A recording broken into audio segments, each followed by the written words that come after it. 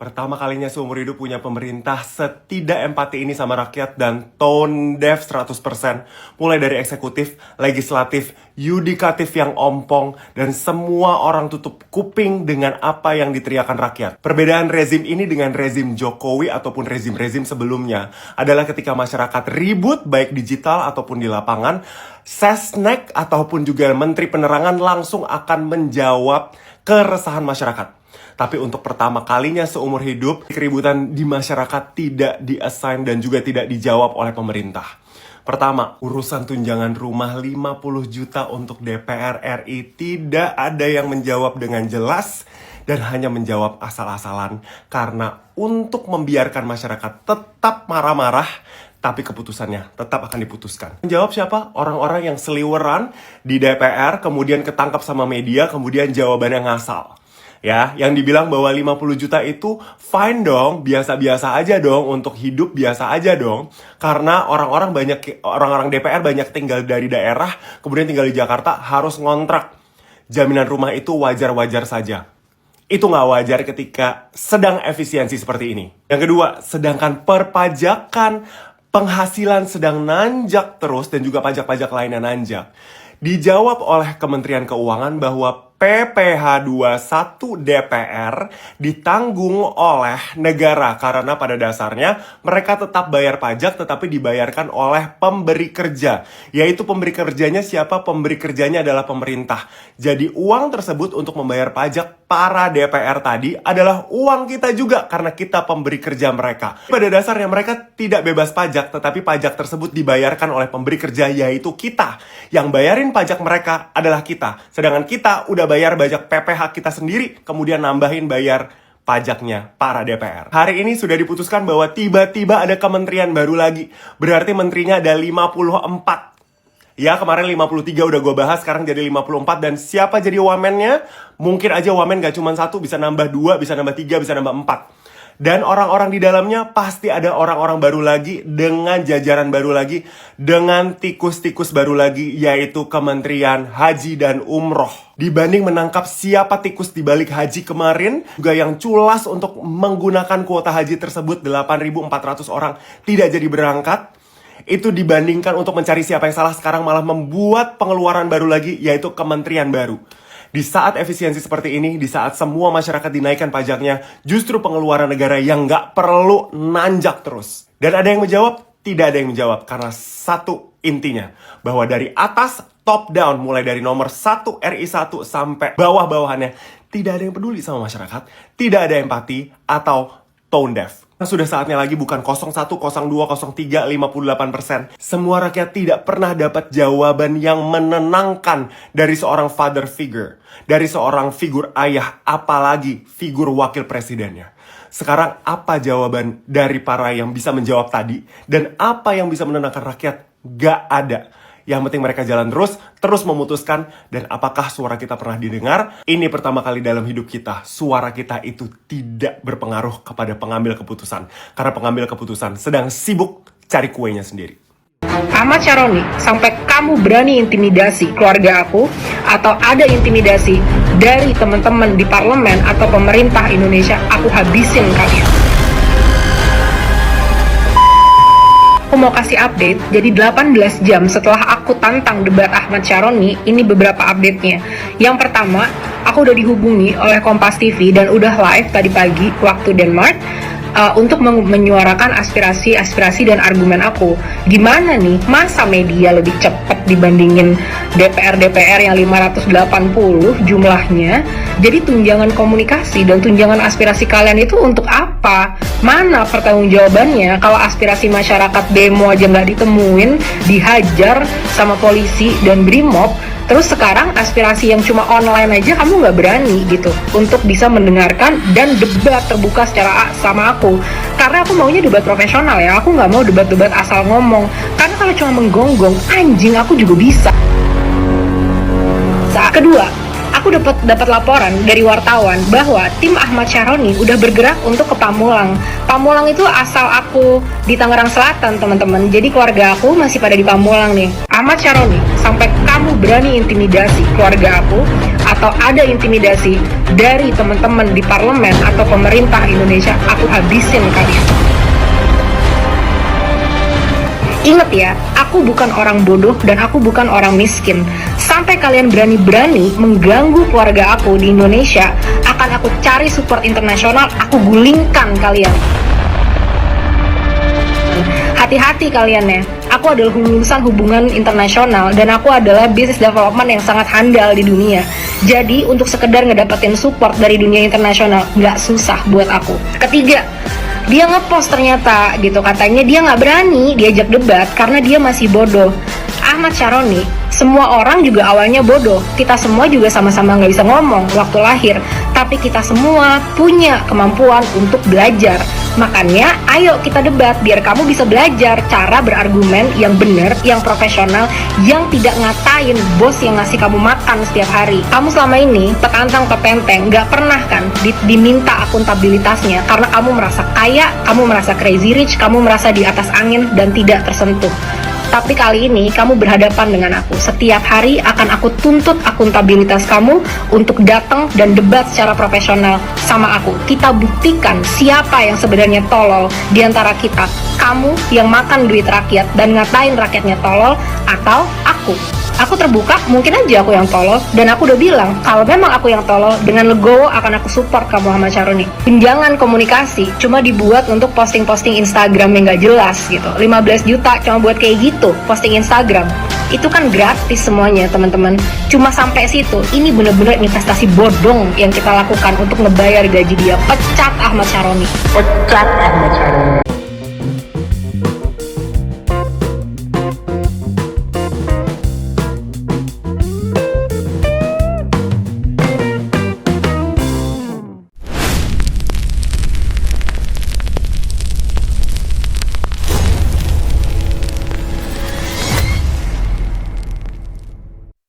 Assalamualaikum warahmatullahi wabarakatuh. Shalom, Om Swastiastu, Namo Buddhaya, salam kebajikan, rahayu, salam sejahtera bagi kita semua ya teman-teman ya.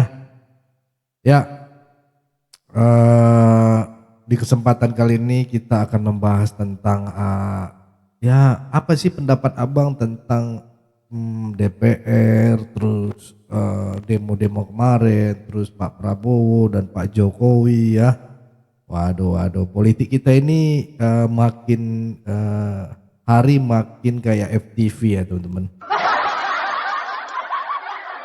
Kenapa saya bilang gitu? Endingnya pasti nikah atau politik endingnya bisa bubar gitu ya.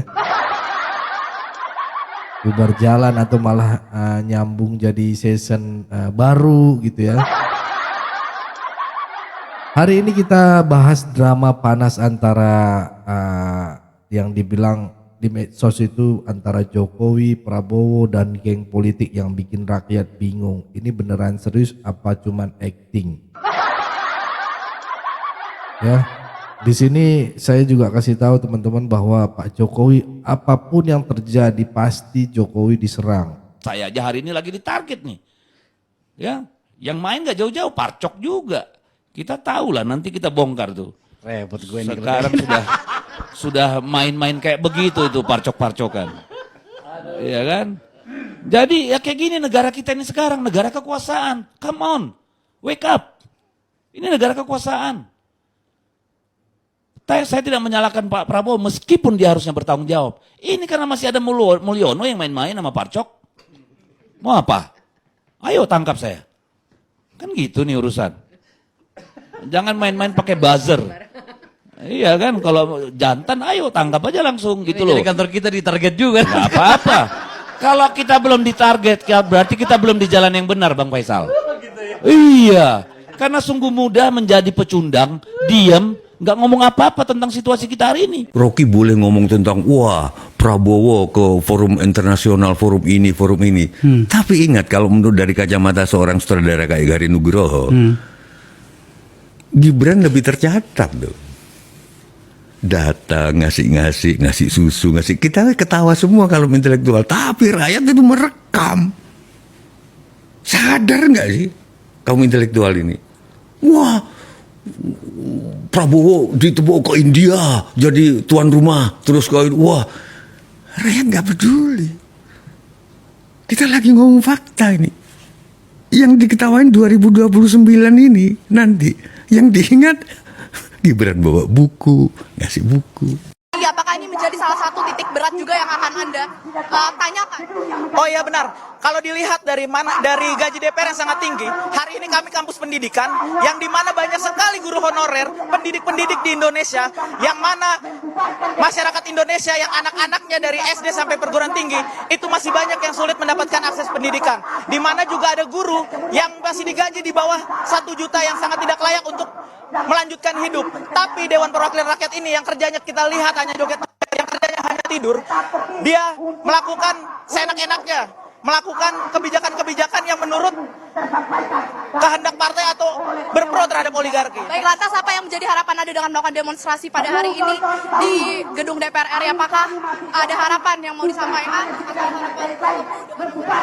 Harapan kami, perwakilan dari DPR hadir menemui masa aksi. Karena kemarin statement daripada Bu Puan Maharani mengatakan, silakan datang ke gedung DPR, pintu terbuka lebar untuk menyampaikan kritik dan saran. Maka hari ini kita yakinkan, kita datang di sini dibuka. Namun kita lihat bersama-sama, kita dibenturkan dengan pihak kepolisian. Seperti itu. Enggak gini, kalau tunjangan rumah, kalau dikasih fasilitas rumah, itu biayanya akan lebih mungkin 10 kali lipat dari yang dikasih tunjangan kepada anggota DPR, sebanyak 50 juta. Kenapa? Karena biaya perawatan itu tak terhingga.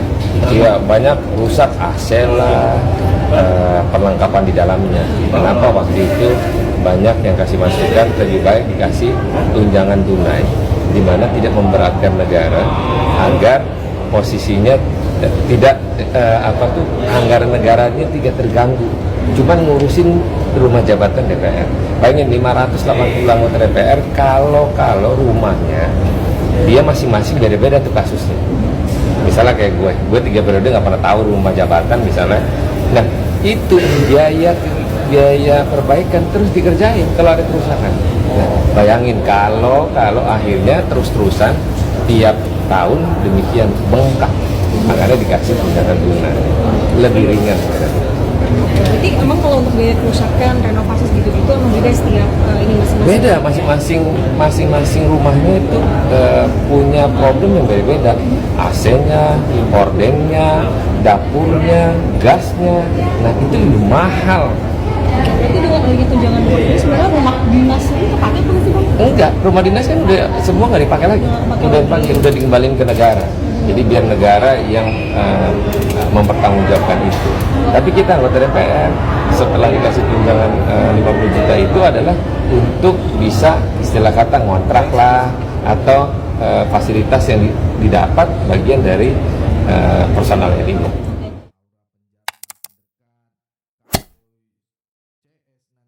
Ini kita ditantang oleh Saroni seluruh rakyat Indonesia. Catat tuh, orang yang cuma mental bilang bubarin DPR, itu adalah orang tolol sebenarnya. Mulut Saroni ini harus diladeni. Beneran. Itu mulut suara yang memuakkan, menjijikkan bagi wakil rakyat. Malu kita disebut tolol. Siapa yang tolol sebenarnya? Banyaknya nggak beda jauh sama teman-teman mahasiswa. Kalau Ya. demo gimana?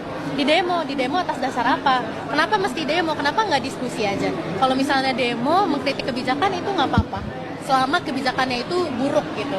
Tapi kalau mendemo secara personal untuk apa gitu kan? Kalau di demo nggak takut. Tapi kalau bisa kita diskusi secara langsung supaya bertatap mata, bicara dari hati ke hati, kita bisa paham. Kalau di demo, oke, kita paham isu yang kamu bawa untuk demo. Tapi dari demo sendiri, apakah kita ada diskusi yang konkret? Apakah kita ada diskusi intelektual di antara kita sehingga aku bisa memahami aspirasinya? Gitu kan? Kalau aku lebih ingin untuk diskusi secara langsung. Diskusi nggak masalah. Mental orang tertolol sedunia. Catat nih, orang yang cuma mental bilang bubarin DPR, itu adalah orang tolol sedunia. Bubarin DPR ini kadang-kadang nih ya, masyarakat boleh kritik, boleh komplain, boleh caci maki, nggak apa-apa kita terima. Tapi ada adat istiadat yang mesti disampaikan.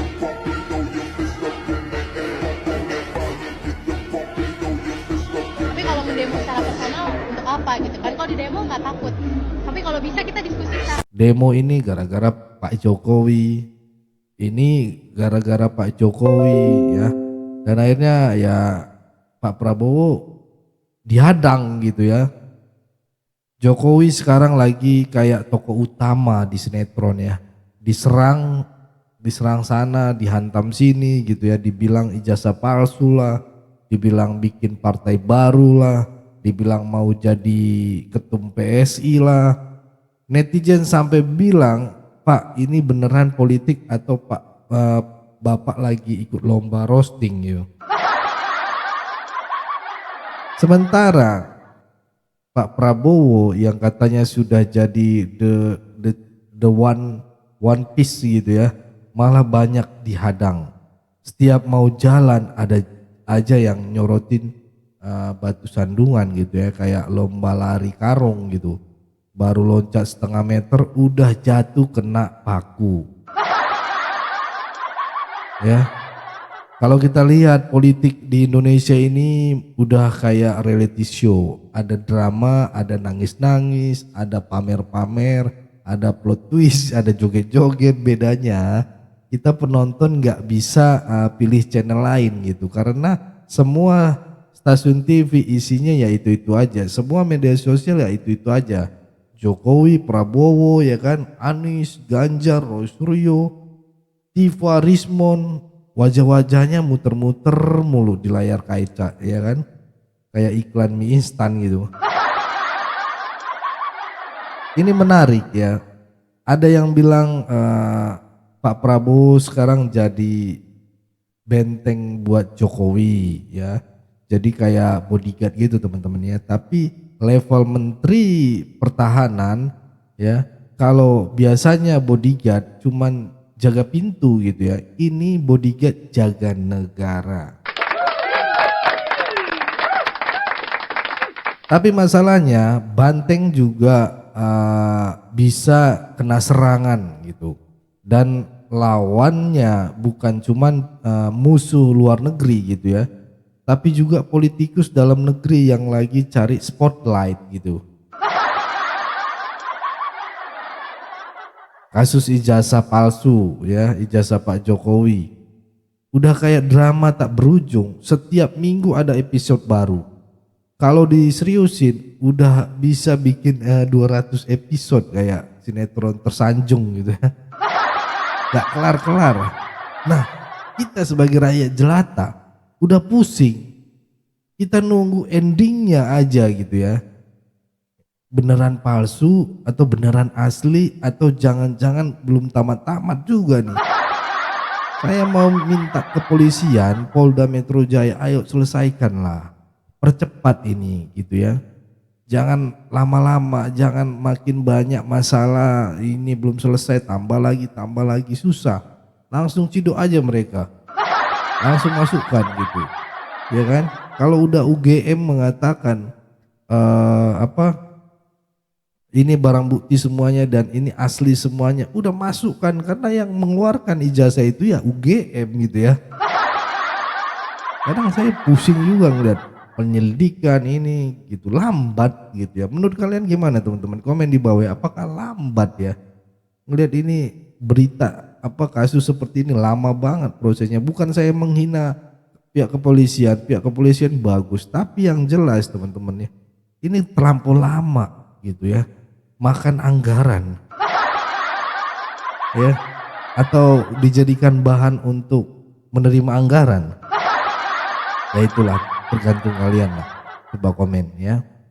Inilah teman-teman ya, politik Indonesia intinya rebutan kursi juga gitu, tapi bukan kursi plastik di warung kopi ya teman-teman ya. Kalau kursi DPR bisa ditukar ke kursi gaming ya, kayak kursi saya ini, mungkin banyak yang betah. Tapi karena kursinya kursi kekuasaan, yang jelas orang rela sikut-sikutan. Coba bayangin kalau kursinya dikasih bonus pijat listrik ya kan. Wah, bisa makin ribut ya. Ribut rebutannya ya kan. Lucunya rakyat ini kayak penonton bayaran di acara talk show. Kita ini seperti apa ya, di akuarium. Kita dikasih lihat drama-drama seperti ini. Disuruh tepuk tangan, disuruh ketawa, ya kan? Disuruh marah. Padahal yang main peran, yang mereka ini yang berperan gitu. Bedanya kalau di TV kita dapat snack gitu ya. Kalau di politik ya dapat snack cuman elit dari politik gitu ya. Kita dapat tagihan listrik naik. Ya. Kenapa drama politik ini selalu viral ya? Karena jujur aja ya, politik di Indonesia lebih seru dari drama Korea. Kalau di drama Korea ya, ada opa-opa ganteng ya.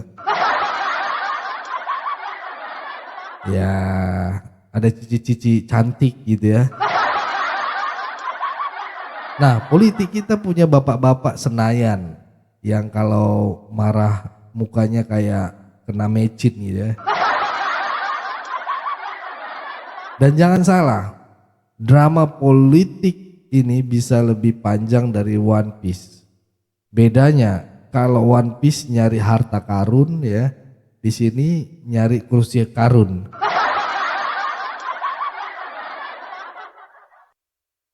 Kadang kita jadi bingung, ini beneran politik serius atau cuman strategi biar viral?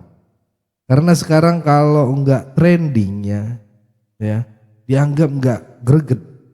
Jadi muncullah drama-drama, ada yang pura-pura marah, ada yang pura-pura tersinggung, ada yang pura-pura jadi korban. Lengkap ya. Udah kayak ajang pencarian bakat ya. Kalau ditanya rakyat maunya apa, jawabannya simpel. Rumah sembako, gampang cari kerja, itu aja. Dan hidup damai. Tapi apa yang dikasih? Drama politik 24 jam nonstop. Kita nggak minta sinetron tapi malah dapat reality show gratis tiap hari. Ambiar ya kan. Jadi teman-teman, politik kita ini benar-benar unik ya hari-hari ini ya. Sekarang lagi demo lagi di DPR ya, buruh ya. Jokowi diserang, Prabowo dihadang, rakyat jadi penonton. Pertanyaannya, kita mau terus jadi penonton pasif atau mulai sadar kalau drama ini bisa kita ubah jalannya? Karena ujung-ujungnya yang kena dampak bukan mereka, tapi kita. Kalau menurut kalian gimana ya? Politik kita ini serius apa cuman sandiwara? Ya, tuliskan pendapat kalian di kolom komentar ya. Jangan lupa share video ini, makin rame ya, kita diskusinya ya. Dan tentu aja klik tombol subscribe dan share video ini, channel ini, Sirait Media, biar kita terus kupas politik dengan cara yang lebih beda dan lucu pastinya ya. Pesan saya, tetap jaga persatuan Indonesia, jangan mau dipecah belah, jangan mau diadu domba, karena NKRI harga mati. Bye-bye.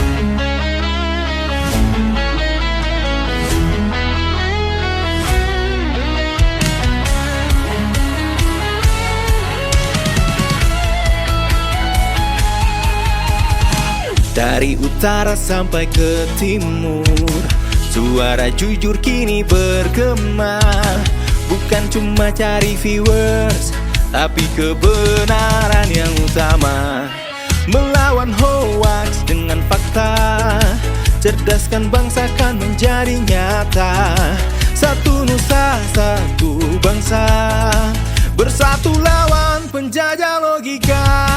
Kami adalah YouTuber Nusantara, bersatu untuk lawan hoax bersama. Tak gentar terus berkabar untuk bangsa demi masa depan Indonesia. Kibarkan semangat, ayo maju maju. Tapaki jalanmu dengan ilmu, nyatakan ke semua media, kebenaran selalu juaranya. Runtuhkan narasi penuh benci, hujat fitnah bertebaran hancurkan negeri. Bersatu kita semakin teguh, YouTuber Nusantara maju. Bukan sensasi, bukan tipu daya, kami berdiri dengan berita nyata. Rakyat butuh cahaya, dan kamilah yang utama. Oh, kami adalah YouTuber Nusantara, bersatu untuk lawan hoax bersama. Tak gentar terus berkabar untuk bangsa demi masa depan Indonesia. Bersama rakyat kita kuat, saring dulu sebelum sebar. Cinta damai benci hoax, kami YouTuber cinta Indonesia.